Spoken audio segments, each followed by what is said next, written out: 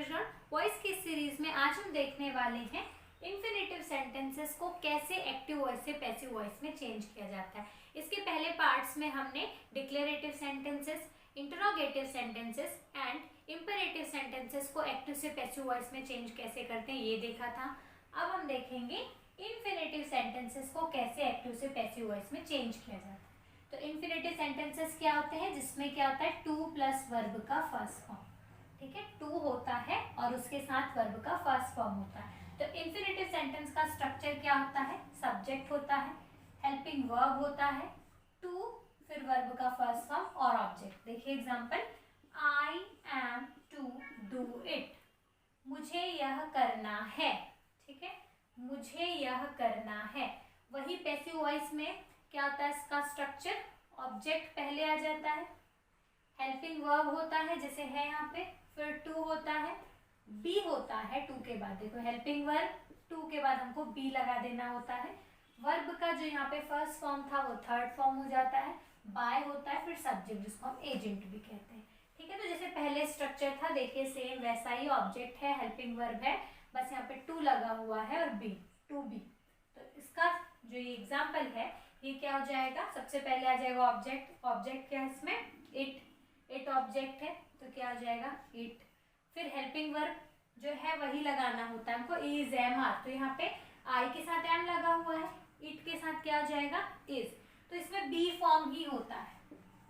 ठीक है, एक तो बी फॉर्म वाला होता है, एक हैव फॉर्म वाला होता है। अभी हैव फॉर्म वाला भी देख लेंगे, पहले बी फॉर्म वाला देख लो। तो जो बी फॉर्म है, is am are, was were, यही सारी चीजें होंगी, इज एम आर और वॉज वर। उसके अलावा हमको अभी कुछ नहीं लगाना। तो I am to do it का क्या हो जाएगा, it is to be, do है यहाँ पे, डू का थर्ड फॉर्म क्या आ जाएगा, डन।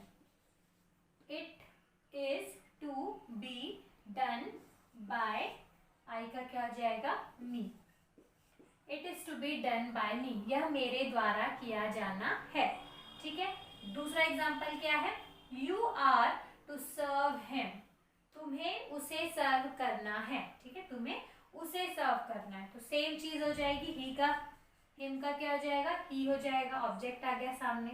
फिर हेल्पिंग वर्ब क्या है यहाँ पे देखो, यू के साथ आर लगा हुआ है, ही के साथ क्या हो जाएगा is, he is to be, serve का थर्ड फॉर्म क्या हो जाएगा, served by you, he is to be served by you, वह तुम्हारे द्वारा सर्व किया जाना है।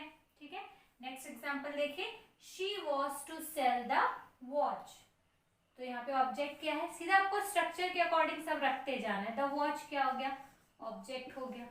अब हमको लगाना है हेल्पिंग वर्ब, शी के साथ वॉज लगा, वॉज है ना, देखिए तो वॉज या वर लगेगा। द वॉच सिंगुलर है तो वॉज ही रहेगा। The watch was to be, to be, sell का थर्ड फॉर्म क्या हो जाएगा, सोल्ड बाय, शी का क्या आ जाएगा, her. The watch was to be sold by her, घड़ी उसके द्वारा बेची जानी थी। She was to sell the watch, वह उसे घड़ी बेचनी थी। She was to sell the watch मतलब उसे घड़ी बेचनी थी, और यहाँ पे क्या हो जाएगा, उसके द्वारा घड़ी बेची जानी थी। नेक्स्ट देखिए, they are to buy a car, उन्हें एक कार खरीदनी है।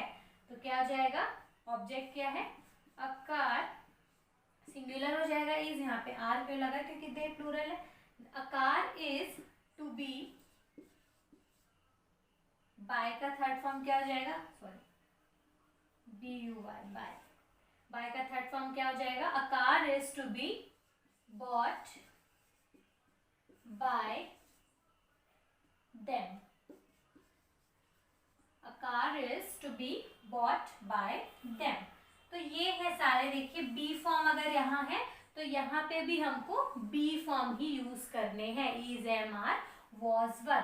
अब इसके अलावा यहाँ पे देखिए कभी कभी हैव फॉर्म भी होता है, तो इसी सेंटेंस में जब हम हैव फॉर्म लगाएंगे तो देखिए क्या हो जाएगा, I have to do it, I have to do it, मुझे यह करना होगा। यहाँ पे क्या है इसकी meaning, I am to do it मतलब मुझे यह करना है।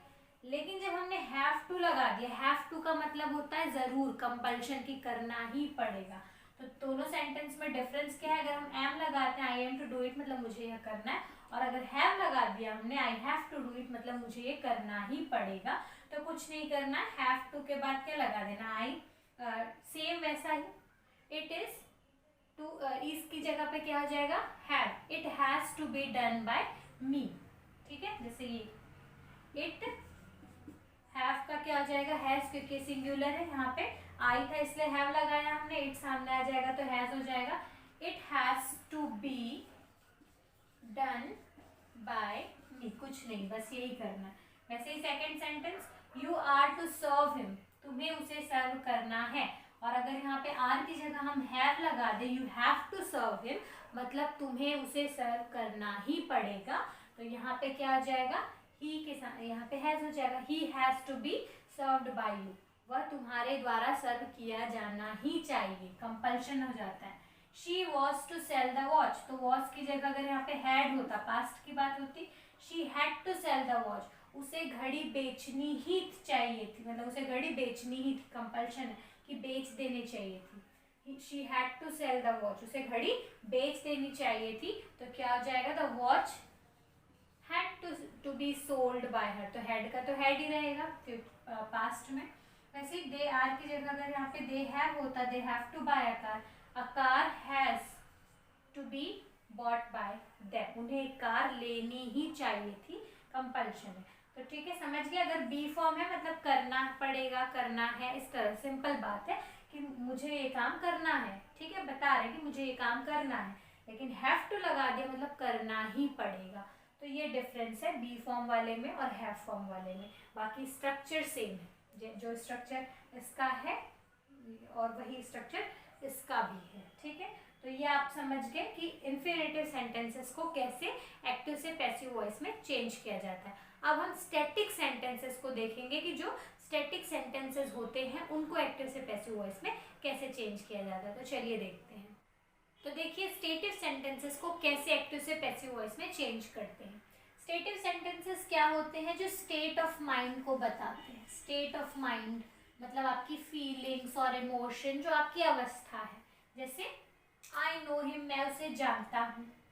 ही the news surprised me, news ने मुझे सरप्राइज कर दिया, तो ये एक स्टेट ऑफ माइंड है। जैसे ये ही लाव्ड एट मी, वह मुझ पर हंसा। तो इस तरह से स्टेट की बात करते हैं। तो स्टेटिव सेंटेंस का स्ट्रक्चर क्या होता है, सब्जेक्ट, वर्ब, प्रेपोजिशन और ऑब्जेक्ट। ठीक है, सब्जेक्ट होता है, वर्ब होता है, प्रेपोजिशन होता है, ऑब्जेक्ट होता है, इसमें हेल्पिंग वर्ब नहीं होते। ठीक है, पैसिव वॉइस इसका क्या हो जाएगा, ऑब्जेक्ट होगा, सेम जैसे पहले कर रहे थे, ऑब्जेक्ट है, ऑब्जेक्ट के बाद हेल्पिंग वर्ब है, वर्ब का थर्ड फॉर्म है, बस यहाँ पे एक प्रेपोजिशन ऐड हो गया है, बाकी सेम वही है जैसा पहले का स्ट्रक्चर था। ठीक है, अब देखिए एग्जाम्पल क्या हो जाएगा, the police inquired into the case, police case की इंक्वायरी कर रही थी। ठीक है, तब देखो ऑब्जेक्ट क्या है यहाँ पे, द केस ऑब्जेक्ट है, द केस, हेल्पिंग वर्ब क्या हो जाएगा, ये वर्ब का सेकेंड फॉर्म है इंक्वायर्ड, तो क्या लगाएंगे was, the case was inquired, फिर इनटू, इंक्वायर्ड हो गया, प्रेपोजिशन क्या है, into by the police, the case was inquired into by the police. Next देखिए, ही लाफ्ड एट मी, वह मुझ पर हंसा, तो क्या हो जाएगा, मी ऑब्जेक्ट है, मी का हो गया आई, हेल्पिंग वर्ब क्या हो जाएगा, वर्ब का सेकंड फॉर्म है लाफ्ड, तो हो जाएगा was, I was laughed, LAUGH, I was laughed eight, क्योंकि लाफ्ड का थर्ड फॉर्म भी लाफ्ड ही होगा, I was laughed eight by him, I was laughed at by him. They looked at the picture. The picture object है, the picture verb का second form है, तो क्या हो जाएगा was, the picture was looked, third form भी looked ही होगा, looked at by, they का क्या हो जाएगा them, the picture was looked at by them। अब देखिए कुछ सेंटेंसेस ऐसे होते हैं एक्टिव के जिसमें प्रेपोजिशन नहीं होता है, जैसे ये देखो, आई नो हिम, मैं उसे जानता हूँ, the news surprised me, news ने मुझे सरप्राइज कर दिया। The news pleased him, news ने उसे खुश कर दिया। तो इनमें प्रेपोजिशन नहीं है। तो जब हम पैसिव वॉइस बनाएंगे तो प्रेपोजिशन हमको खुद लगाना पड़ेगा और बाय हटाना पड़ेगा। अगर प्रेपोजिशन पहले से दिया हुआ है तो प्रेपोजिशन भी लगेगा और बाय भी लगेगा, दोनों लगेगा, प्रेपोजिशन प्लस बाय। लेकिन प्रेपोजिशन यदि नहीं दिया हुआ है तो हम प्रेपोजिशन सूटेबल जो भी सूट होगा वहां पे वो लगाएंगे और बाय को हटा देना है, बाय नहीं लगेगा। ठीक है, देखिए एग्जांपल देखिए, आई नो हिम, मैं उसे जानता हूँ, तो ये हो जाएगा ऑब्जेक्ट, ही का क्या हो जाएगा, हिम का क्या हो जाएगा, ही। हेल्पिंग वर्ब क्या होगा, ये वर्ब का फर्स्ट फॉर्म है नो, तो इज हो जाएगा। ही इज नोन, वर्ब का थर्ड फॉर्म हो गया, ही इज नोन। अब यहाँ पे हमको एक प्रेपोजिशन लगाना है, he is known to me. अब देखिए ये से इस तरह के सेंटेंसेस को आपको बहुत ध्यान से और बहुत प्रैक्टिस की जरूरत है। आप जितना ज्यादा प्रैक्टिस करेंगे उतने ही इन सेंटेंसेस को आपको समझ में आएंगे, क्योंकि प्रेपोजिशन बहुत कंफ्यूजिंग होता है। आपको सूटेबल प्रेपोजिशन लगाने में बहुत दिक्कत होगी, क्योंकि बहुत से स्टूडेंट्स ऐसे लिख देंगे ही इज नोन बाय मी, तो बाय नहीं लगाना है हमको। जैसे ये वाला एग्जांपल देखिए, द न्यूज सरप्राइज्ड मी, तो यहाँ पे ऑब्जेक्ट क्या है, मी, मी का हो जाएगा आई। हेल्पिंग वर्ब क्या हो जाएगा, वॉज, क्योंकि वर्ब का सेकेंड फॉर्म है। I was surprised news. चलिए पहले ब्लैंक बना लेते हैं। I was surprise news, the news pleased him, him का क्या हो जाएगा, he was pleased the news. You annoyed me, तो इसका क्या हो जाएगा, आई वॉज अनॉयड यू। फिर क्या है, your behaviour annoyed me, I was annoyed your behaviour. ठीक है, अब देखिए यहाँ पे क्या होगा, बहुत से स्टूडेंट्स यहाँ पे सब में बाय लगा देते हैं ऐसा, I was surprised by the news, he was pleased by the news, I was annoyed by you, I was annoyed by your behaviour. तो बाय नहीं आएगा, ठीक है, के द्वारा नहीं आएगा। यहाँ पे हमको सब में एक सुटेबल प्रेपोजिशन लगाना है। जैसे he is known to me, मैं उसे जानता हूँ। I was surprised at the news, मैं न्यूज सुनकर, न्यूज से क्या हो गया, सरप्राइज हो गया। He was pleased with the news, अब यहाँ पे देखो विद आएगा, he was pleased with the news, वह न्यूज से खुश हो गया, न्यूज सुनकर खुश हो गया, न्यूज सुनने के बाद वह उससे खुश हो गया। I was annoyed at you, sorry, I was annoyed with you, मैं तुमसे, यहाँ पे देखो क्या बोला है, यू एनॉयड मी, तुमने मुझे परेशान किया। आई वॉज एनॉयड विद यू, मैं तुमसे परेशान हो गया। अब देखिए सेम सेंटेंस ये भी है, I was annoyed your behaviour, मतलब तुम्हारे बिहेवियर ने मुझे परेशान किया, योर बिहेवियर एनॉयड मी, तुम्हारे बिहेवियर ने मुझे परेशान किया।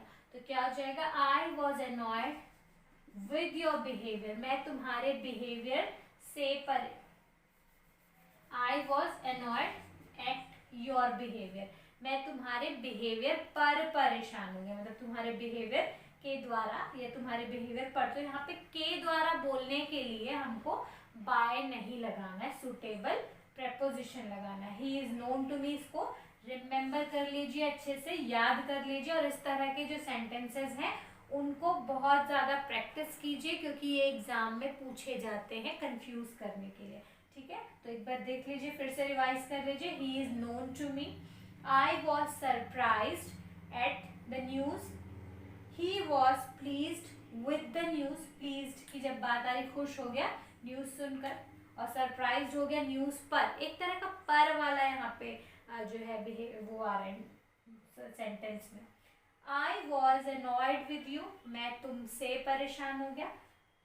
आई was annoyed at your behaviour, मैं तुम्हारे बिहेवियर पर परेशान हो गया। तो एक पर वाला जहाँ पे आता है वहां पे हम एट लगाते हैं, और से वाला जहाँ पे आता है वहां पे हम विद लगाते हैं, ठीक है। और ओ वाली जहाँ पे फीलिंग आती है वहां पे हम टू लगाते हैं, ठीक है। तो आई होप आपको इम्परेटिव सेंटेंसेस और स्टेटिव सेंटेंसेस को एक्टिव से पैसिव वॉइस में कैसे चेंज करना है समझ में आ गया होगा। तो अब हमारा वॉइस कंप्लीट हो चुका है। अब हम कुछ क्वेश्चंस की प्रैक्टिस करेंगे नेक्स्ट वीडियो में। तो आज के लिए बस इतना ही, मिलते हैं नेक्स्ट वीडियो में। Till then keep learning, keep practising and keep smiling. Goodbye and